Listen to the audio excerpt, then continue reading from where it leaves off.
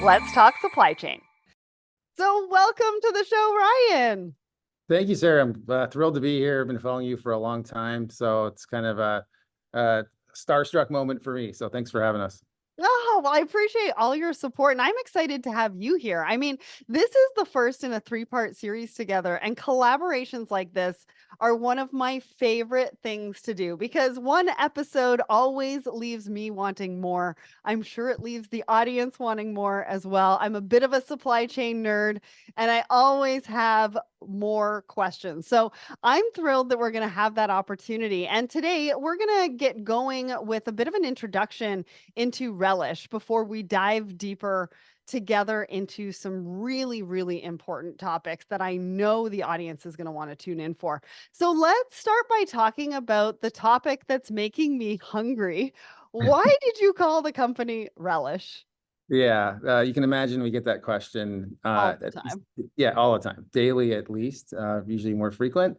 Well, I guess going back to those days, I think when you start a company, you kind of have two ways you can kind of go about branding. One is like be very specific. And so for us, that would probably have been something like procurementapps.com, which, you Okay. know, that isn't awesome.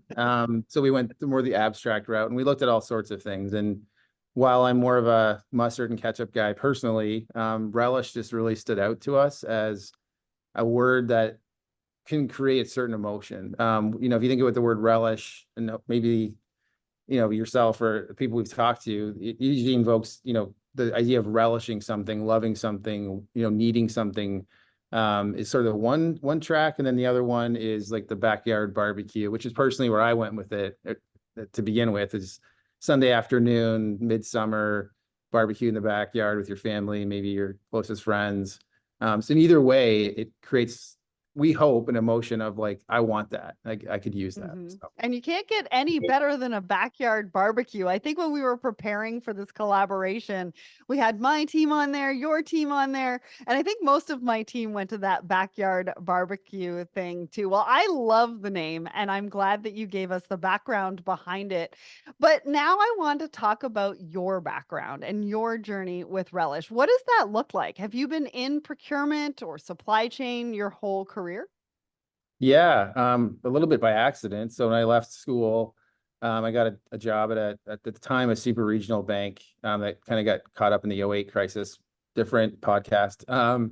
But I got hired into a position to be a program manager for this Ariba procurement project, and I can barely spell either of those at the time. But fell in love with it. I mean, at that time, this is like 2003, 2004. The internet's still kind of new. Web-based catalogs are still kind of new. So it's like the freshest thing. And here I am on the front lines being able to help design and make decisions for a relatively large organization on how they're going to conduct procurement on the internet, not even the cloud, right? Just the internet. So I fell in love with it. And, not long after that, got into the consulting world and spent 15 years deploying all sorts of solutions, both technology, process, people, change management, and just watched the the perception of procurement go from people who like buy stuff to a strategic function from analytics and sourcing all the way through invoicing and payment. Right. So yeah, I've been there the whole time, learned a lot, been in a lot of buildings as a consultant on those things, and then just sort of got to a point where we as a team felt we could apply a lot of those learnings that now we have a macro experience on into a product setting, and that's really where Relish started. Amazing, amazing. And I know all the procurement professionals who are listening to this are like, yes, we are a strategic function. Thank you, Ryan. Yeah, well, let me just pontificate for a second then, Sure. because there's all of this social media and push by some of the folks in the industry to like make procurement cool or we should love procurement. People like we're already there. Like there's no more marketing, there's no more campaigns that we have to do to convince ourselves that we are a strategic function. We are, but we have been for a very long time. Take it from a guy who's been in a lot of buildings, deploying a lot of solutions, talked to a lot of CPOs, CIOs, CTOs. We don't need to push that message anymore. We're already there. So I'll stop So there. love it, own it, be that procurement professional or hero, right? Absolutely. Yeah. I mean, procurement, supply chain, like it's the heartbeat of nearly any company, like industry agnostic. And Mhm. that's again another podcast, so I'll stop. But I love what I do. So Well, I love your passion. I mean, it comes through the screen. It comes through what we're talking about today. So, and this is pardon the pun, okay? Because I think my team put this together. So, what's the solution that we should all be relishing? Give us an introduction to who you are, what you do, how you help your customers at Relish. first of all, I'm deeply disappointed in your team. I think we could have done better. Just kidding. Oh, there might be more. There might be more. Give it Oh, time. great. I got a couple of dad jokes I can sneak in if we have to balance it here. Really simply what Relish does is like we're an app company. I think that's the easiest way to explain it for everyone. So as you know, we all have phones today and we download apps for whatever reason. If you didn't like the Apple Music app, you probably downloaded Spotify. And so that's really the role we play is to extend what is your iOS or your procurement platform to do additional things that you wish it did. I guess our rooted problem statement is procurement solutions, ERPs, just enterprise tech in general doesn't do all the things that customers, users would like it to do. Um, Saw that, heard that firsthand as a consultant. And so our whole premise is to come in and extend those platforms in a collaborative way Huh. to ensure customers maximize their investments in their IT infrastructure. That is cool. So you're taking what everybody's doing on a desktop and you're putting it on their phone. Yeah, yeah. And really trying to meet users where they are. I Yeah. think a lot of folks that have succumbed to the I'll just create a workaround or Excel can do that for me. And our position on that, not to be too direct, is like bullcrap. Like enough of that. You should expect more. You should demand more from your enterprise software to be a conductor of what it's doing, not it Mhm. telling you what you should do. So for example, any website you go to or any platform you use, you can get stuck somewhere, right? Like you're not allowed to go forward until you fix the alphanumeric field or fill in a field. We think in our position is like, let's flip that. Like, let's tell our computers what we want to do and tell them Mhm. what information we have and conduct business, not being told how to conduct ourselves. So Interesting. I don't know if you saw the recent story about Formula One racing and how um, they had like 20,000 lines on an Excel spreadsheet and they were doing procurement and their supply chain and all of that from an Excel spreadsheet. And I think I could hear all of the procurement professionals sort of pulling out their hair going, really? And they felt so bad for the people that had to deal with this Excel spreadsheet and all of those lines, but they couldn't keep on top of everything. They couldn't figure out what was a priority, what had been ordered, what hadn't been ordered, what did they have in stock. And it just painted the picture of a bit of a nightmare scenario using, and they actually said that it was one of the most dangerous softwares out there. yeah. Well, I mean, there's a well-known stat out there, like 5% of revenue from companies is lost due to fraudulent activity. Right. Uh, and that's one of the areas that Relish has a solution for. That's just an example. Like there's too many, workarounds, stale processes out there. And we all know like technology is accelerated and continues to accelerate. I know we'll talk about AI maybe Mhm. in a little bit of time, but that's kind of the root of what Relish was started was there's an end to this story that is a lot more positive, automated, safe, economical than Excel workbooks and workarounds. So Yeah. Well, let's continue this discussion because I want to know about your customers.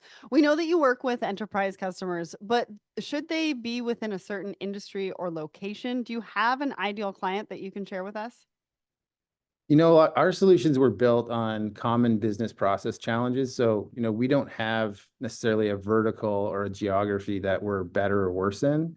Our customer base today, which is over 100 customers, runs the gamut of industry and location and size. Mhm. But there are vertical based challenges. If you think about the healthcare industry, they deal with HIPAA, right? So how do you Mhm. get around that from an invoice perspective? If you think about like oil and gas, financial services, regulated industries, essentially, they have a supplier data responsibility higher than some other verticals. So when we built our solutions, it was with the mind of like, these are problems everyone has. but there is uniqueness to the challenge based on who they are. And so we tried to build a very flexible platform that accounts for those scenarios. Well, and I think during doing my research for this particular episode, I think you say that enterprise solutions rarely meet all the requirements. And I think that that is very true. I've seen it time and time again. I've had lots of conversations, and it really is a part of why so many organizations kind of have ended up in the mess that they're in with technology, data, visibility, because it seems like, you have to have a new solution for every new problem, and then the tech stacks just end up like higher than the Empire State Building in some cases, and become such a mess. I kind of think about when the telephone was introduced and you had the person sitting there and sort of like putting in the different lines for who wanted to talk to who, when I paint a picture of it and think about it in my mind. So give us your perspective on enterprise software challenges. How have they been compounded by industry challenges and changes that we've kind of seen over the last few years? Yeah, no, it's a great question. So I think first is like history. I think there's a lot to learn from history. So if you think about the advent of the ERP, you go back to the 60s and 70s, you had giant buildings with tape machines running and air conditioning, Hmm.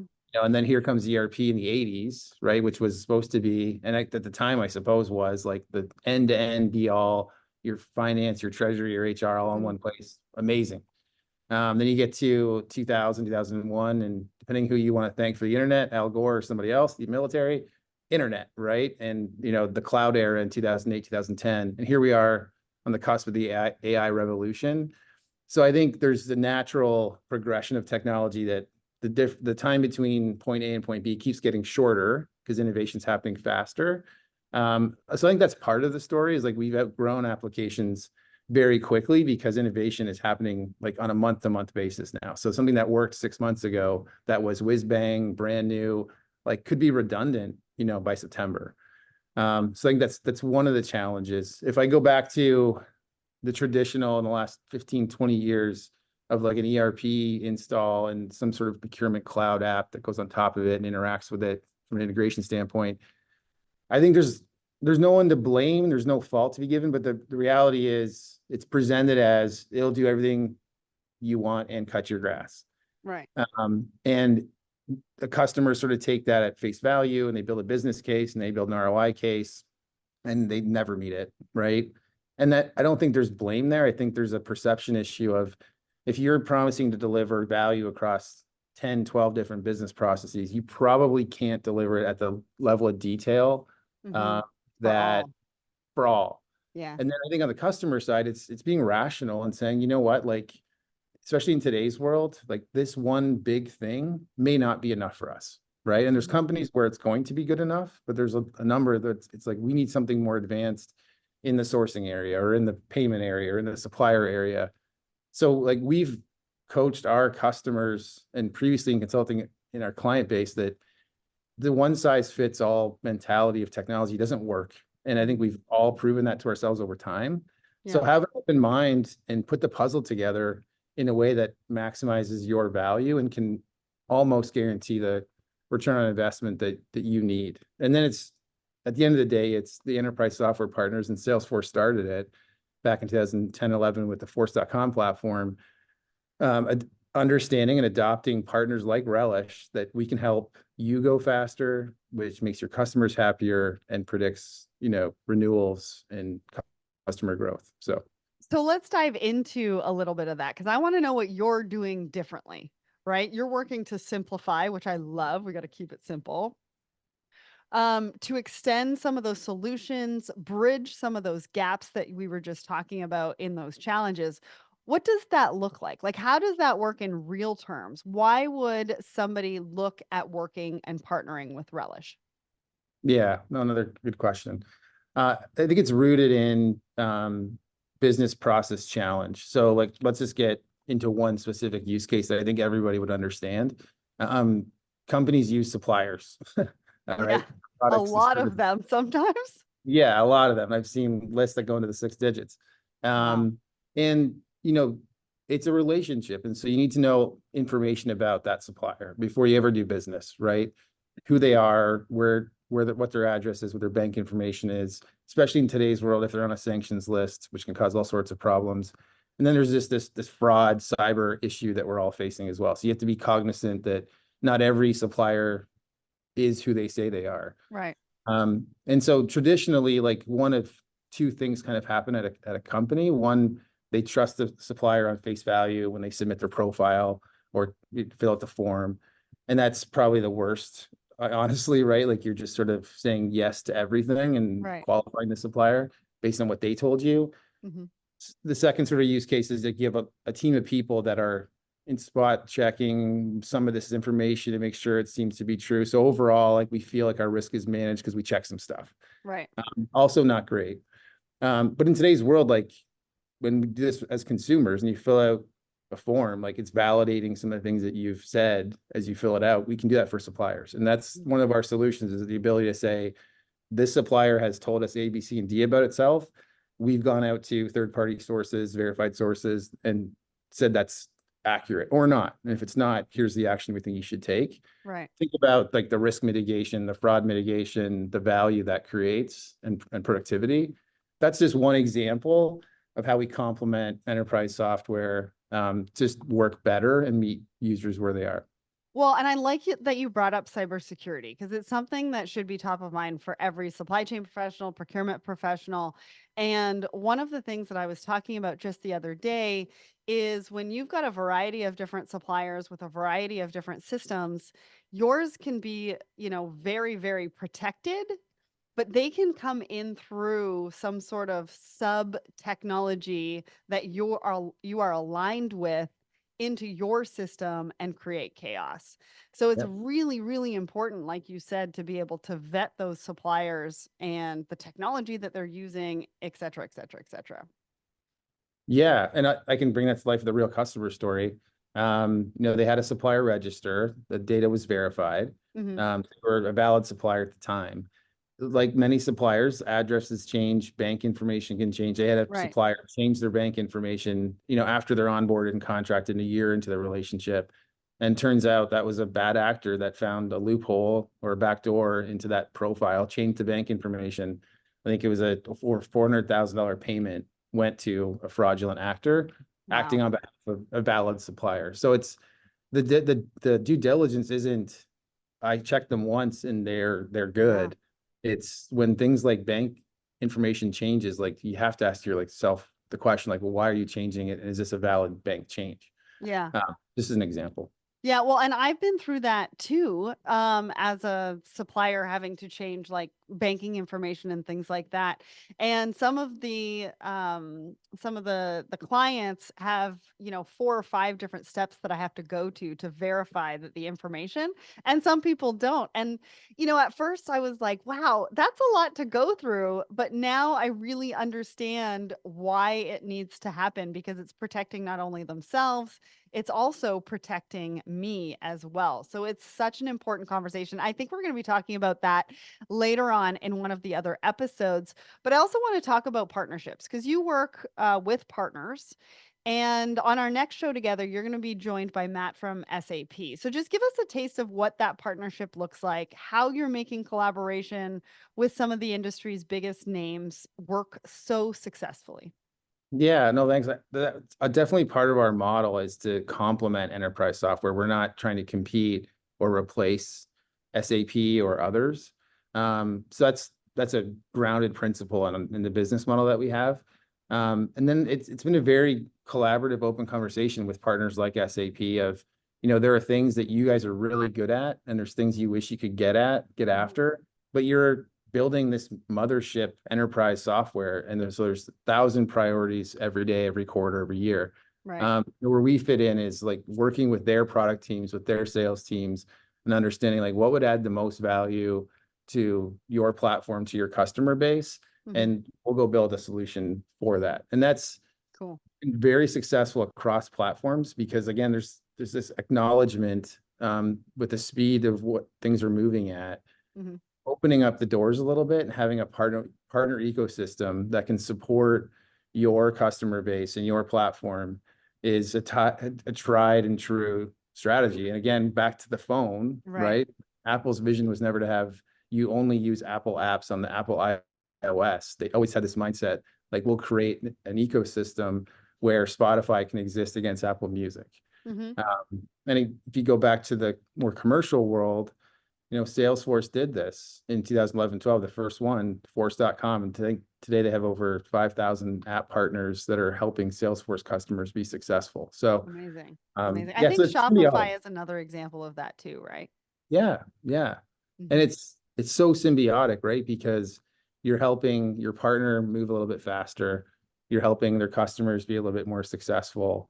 And then obviously for us, both those wins are ultimately good for Relish. So Well, I can't wait to hear more about that in the next episode. But for this episode, I you mentioned AI earlier on in this conversation, and AI is kind of everywhere right now. Everybody's talking about it, but I think it's also a big part of what you offer to help clients streamline and enhance. I believe one of your solutions won an AI Breakthrough Award in 2022, so congratulations.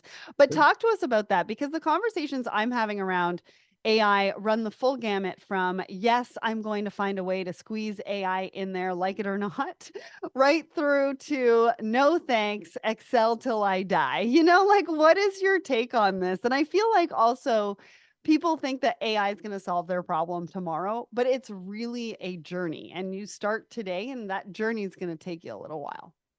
yeah, yeah, no, it's a big topic. I think the first thing I would say, there's a lot of folks who present themselves as AI experts. Mhm. This is so new and it's moving so fast. Like there are no experts. And I think that's the most unsettling thing for everyone is usually we can Google or benchmark with Hackett or something about the thing we're looking at. Mhm. AI is so new and it moves so fast. Like there is no expert, there is no benchmark information. So I think just be grounded in that to some extent that like we're all going to learn as we go to some extent. In terms of AI and how we're using it, large language models, the things you see with OpenAI, ChatGPT, is what Microsoft's doing with them, as well as, Bard, et cetera. Those are just giant sets of unstructured data that predicts the answer to the question that you're asking. And it's kind of word by word. So that's sort of like how we use it every day. And I think we've all interacted with it at some level, and seen it work and not work. So I think that's where some of the fear comes into play. In the commercial setting, in Workday is sort of coining this term of responsible AI, which, I think is really, really intelligent way to explain it. You're talking about unstructured data from a transaction standpoint inside of a business or a set of businesses that you can put structure to, Mhm. and you can apply it to a specific use case, an invoice, a supplier, a sourcing event, a contract, et cetera. So I do think like I do know in our solutions, like we're using what I would call small language models, based on customer data that's masked to predict and help users take certain actions. As simple as training documentation. And I think everyone thinks about AI just performing a set of tasks for you so you don't have to do any work. AI can be used as simply as calling to a training document and understanding how to do something. How do I set up a meeting? How do I set up my commercial credit Mhm. card? How do I set up a purchase order? So that's how we're using it today is we're finding use cases where we see repetitive process that's fairly predictable and giving the user an option to set a rule. Okay. It's at the user discretion. Where I think this goes long term, again, no one's an expert, neither am I, but you have these large language models, you have the SAPs and Oracles and Coupas and Workdays of the world that are sitting on massive amounts of transaction information. They're going to put those in their own large language model. And then it's how is that presented? And it's a crawl, walk, run. I think the first iteration is going to be similar to what Microsoft has done with a co-pilot, somebody that's on your screen that you can ask questions to. They'll take certain actions on your behalf or give you Okay. information. Once we all get comfortable with that, and that might take half a decade or more, then I think we get to autonomous processing. I think we get to a place where we're comfortable that the AI is smart enough to make decisions on my behalf based on my experience with it over a certain period of time. And you'll see AI assistance and autonomous processes happening company to company, supplier to supplier, supplier to buyer, in the next 10 years. And it's not about how fast the technology can learn or be built. It's about how fast humans can actually get on board and get comfortable with what the solutions that it provides, which is just crazy to think about, right? We're kind of in our own way, but at the same time, do we really want it to go that fast, that quickly? One of the other big conversations right now is around customer experience and the experience of your customer's customer. So you focus on creating an amazing experience for your customers with an effective platform, partners, and lots of support. But you also prioritize speed to market so that your customers can service theirs. Can you talk to us about the chain of that experience and why was that so important as you built Relish, right? Because I mean, I talk about collaboration being the future of business all the time, and it really goes hand in hand of who is our, first tier customer, but then also who's that second tier, that third tier? Who are we impacting? Who are we touching? Yeah, well, there's really two dimensions to that question. I think one is like, why did Relish build our product set in a way that it could be easily deployed? Okay. That's directly to our first line customers, right? I think that's just rooted in our history of understanding customers don't really want to go through another 6 month, $1 million implementation of stuff. Yeah. So our one of the ways we're different, right, is it's easy to deploy, it's lightweight, and it's economical. So I think from a customer standpoint, go to market standpoint, that just made a ton of sense to us, and we knew Mhm. that's what customers wanted. I think the more important dimension, as you sort of outlined, is more on the how are they using it? How does that make business process more efficient and be a customer of choice, so to speak?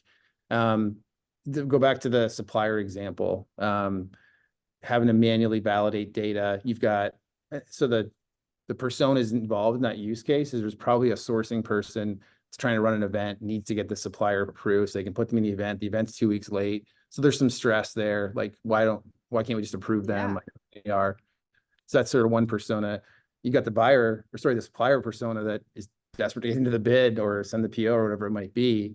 So there's just a ton of inefficiency there that, because we can automate it now in nanoseconds and automatically essentially approve that supplier if all checks out, there's an efficiency there that the supplier's happy because they're now in the bid. The sourcing person feels like they've been serviced by their internal supplier, being the supplier management organization. And that flows all the way down to payables, right? One of the most frequent phone calls finance gets is from a supplier saying, when am I going to get paid? Right. Where in the process of approval? Is there a problem? We take that on the invoice side completely out of play as well, where the supplier has on-demand updates to where their invoice process is. So even internally, we talk about customer first, and that doesn't mean actually customer. It means who is your customer. Okay. So like within Relish, product is a customer of sales, right? Within an organization, sourcing is a supplier to buyers, Mhm. and finance is a supplier to buyers. So if That's you have true. that mindset of like left to right, up and down, how can we become more efficient, more automated?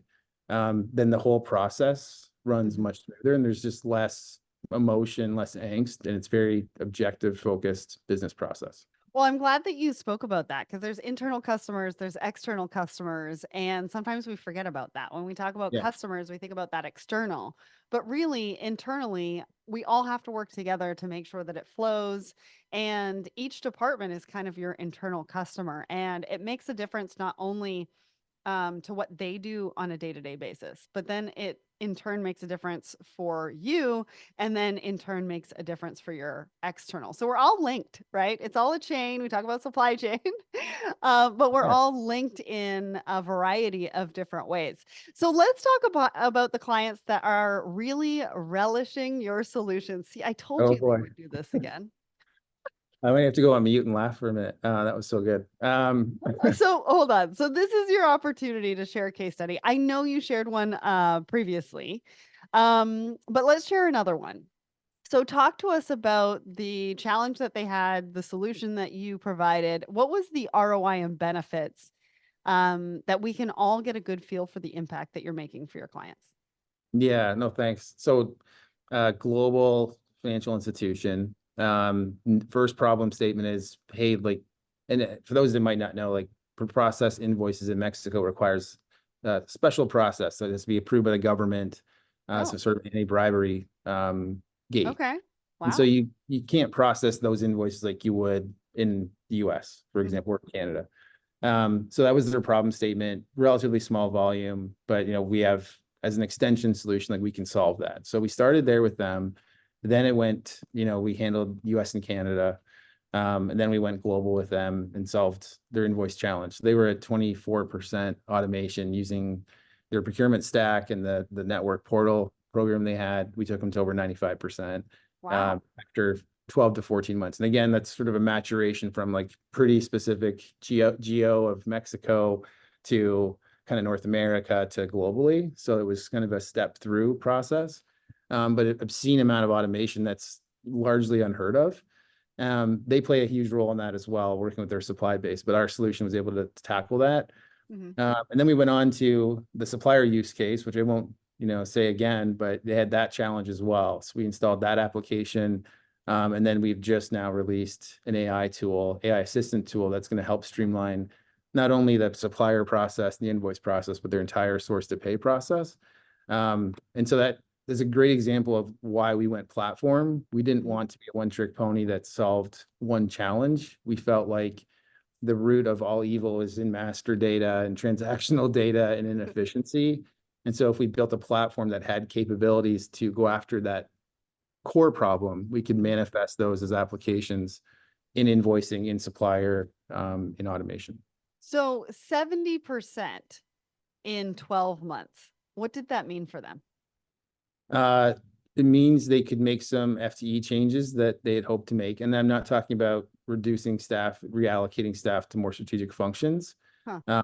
From a visibility standpoint, one of their core problems was visibility to essentially AP. And Mhm. so, contracted AP that Treasury needs to know what the cash on hand needs to be month over month, obviously. And so to get those invoices processed faster, it provided that reporting opportunity. And then they've since, with a third party, done a factoring supply chain finance program. Now that the invoices are being processed in days, they can take advantage of where they choose to discounts by paying suppliers early, or extending terms from a treasury standpoint, having longer term capital liquidity. So it Amazing. unlocks so much value on the invoice side. We've talked a little bit about the fraud prevention and the supplier side, but an invoice, if you think about it, is an asset, Yeah. right? It's a liability, but it's an asset if it's processed and used correctly to, again, take a discount or extend your terms. So they saw value in a number of ways. I think automation percentage was like the top KPI that unlocked the ability to do different things below that. Amazing. I love that. Thank you for sharing that example. Now, I want to take us on a little bit of a sidestep to supply chain because a little birdie told me that you are into hockey. Now, I'm more of a baseball girl, but we won't let that come between us. So, who's your team? Are they winning? Are they going to win? Okay. So as of the date of this broadcast, I'm a Detroit I'm a Detroit Red Wings fan. I was at the game last night where they were down 4-1 in the second period to Montreal and won 5-4 in overtime. So as of today, they are in a playoff position. They have one game left, which is tonight in Montreal. They need some other things to happen. So I'd say they're doing fine. In 24 hours, I'll tell you if I'm happy or sad. What are you Yeah. predicting though? Because by the time this comes out, it may Oh, be close to like playoffs or like the end of playoffs, the Stanley Cup. What's your prediction? okay, so I'll say I like the Tampa Bay Lightning to win the cup. I Oh, think I think Edmonton will be there in the final. Will my Red Wings get into the playoffs? I don't think so. I oh, hate, boo. yeah, and this is going to be on the internet. So It I'm just will. joking, just joking, Red Wings. Let's go. Um, So a feel quick shout out. free to leave your comments about hockey. Yes. Yeah, I would, as much as I love to talk about Relish, that's definitely my number one. Like I can talk about hockey for weeks on end. Quick shout out to the Cleveland Barons, where my two boys play. Great hockey program here based in Cleveland, Ohio. So I love that. And, some people are going to judge me because they're going to be like, you're a Canadian, you live in Canada. Why don't you like hockey? It's just never been my thing. I mean, I watch my nephews play and I love watching them play and I think it's great, but it's just not my thing. So I hope your predictions come true and that we're going to have some awesome comments for for this particular conversation. All right. Last but not least, let's bring it back to supply chain. This is our last question. What does the future hold? Like, what do you think are some of the challenges and opportunities that you foresee for your clients over the next year? What new innovations can they expect from maybe Relish to even help with that? Yeah, no, obviously AI, I think if there's any doubters, AI is here. It's going to change things. And, we've heard this story before with crypto as an example and blockchain. But AI is here to stay. I think everyone's sort of wrapped their heads around that. So I think that's the biggest next thing is like, how do I use in the short term, how do I use AI responsibly in my organization to, it's not just say I do AI, but to like affect something, automation, productivity, security, risk mitigation, whatever that might be. I think we will see the beginning of the next advent of that history story of from tapes to ERPs to cloud to platforms into the app ecosystem becoming even larger. So orchestration's a buzzword I don't necessarily believe in, but it's an example of what we're doing versus like platforms versus orchestration. There's the next gen of how do we work with these core procurement apps in a more meaningful, automated, data-rich way. Mhm. So ultimately, that's where I know we're going to be having our conversations in the next 6 to 12 to 18 is how do I use AI responsibly?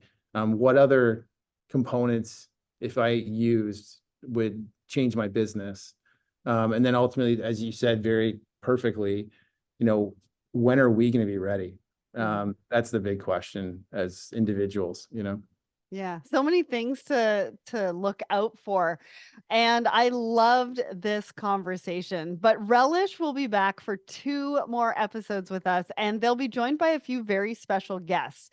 So next time Ryan will be back and he's going to be joined by Matt Montgomery of SAP, and we're going to be talking about suppliers, like a really important element to any business, but why is supplier information so hard to get a hold of? Why is it such a challenge to validate and nearly impossible to maintain? We're going to dive into the DNA of a supplier profile, breaking down the challenges and solutions, exploring how to assess and manage risk, and talking about how technology, especially AI, fits into all of that. So make sure that you come back for the second episode because it's going to be filled with insights that you can take away and implement in your business. And did you have a guess at today's big question? Well, at the top of the show, I asked you, how much did a vulnerability in financial validation cost the Toyota Boshuko Corporation back in 2019? Well, an intricate scam led to a huge $37 million loss. A timely remember that in our or reminder that in our digital age, vulnerability is just one location can have rather large ripple effects across the entire ecosystem. If you want to find out more about Relish, go to relishiq.com. A massive thanks to Ryan for joining me and to the team at Relish for making this episode happen. Ryan, thank you so much for joining me today.